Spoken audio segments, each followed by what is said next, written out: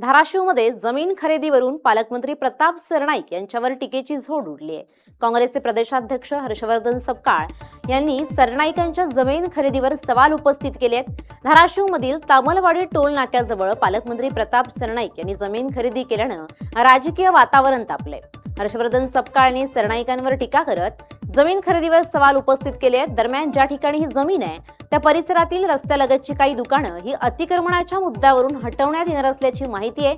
तसंच याच परिसरातील टॉयलेट देखील हटवण्यात येणार असल्याचं सांगितलं जात आहे। या संपूर्ण प्रकरणात नेमकं काय घडलंय, जमीन कुठे आहे आणि अतिक्रमण हटवण्याची कारवाई का केली जाणार आहे, याचा आढावा घेतलाय आमचे प्रतिनिधी वैभव पारवे यांनी।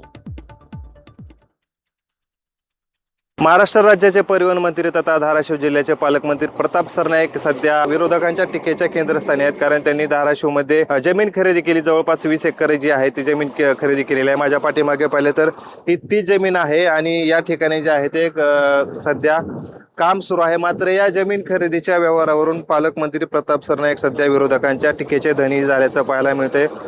काँग्रेसचे प्रदेशाध्यक्ष हर्षवर्धन सपकाळ यांनी या जमिनीच्या खरेदीच्या व्यवहारावरून प्रताप सरनाईक यांच्यावरती जोरदार टीका केलेली आहे। या संदर्भात त्यांनी ट्विट देखील केलेलं आहे। स्वतःच्या फायद्यासाठी जी आहे ती प्रताप सरनाईक यांनी जमीन खरेदी केली असून या ठिकाणी असलेले जे छोटे व्यावसायिक आहेत, आपण माझ्या उजवीकडे जर पाहिलं तर या ठिकाणी तामलवाडी टोल नाक्याच्या लगतच छोटे मोठे व्यवसायिक आहेत, जे चहाचा व्यवसाय करतात व इतर छोटे मोठे व्यवसाय देखील करताना दिसत आहेत। मात्र या जमिनीच्या ह्याच्यासाठी दुकानं आडवी येत असल्याचं सध्या आपण पाहत आहे। मात्र प्रताप सरनाईक यांनी अतिक्रमणाचं नाव देत ही जी दुकानं आहेत ती दुकानं हटवणार असल्याचं स्पष्ट केलं। त्याचबरोबर माझ्या डावीकडे जर आपण पाहिलं तर या ठिकाणी IRBचं जे आहे ते टॉयलेट आहे, हे टॉयलेट देखील हटवण्यात येणार असल्याचं स्पष्ट करण्यात आलेलं आहे।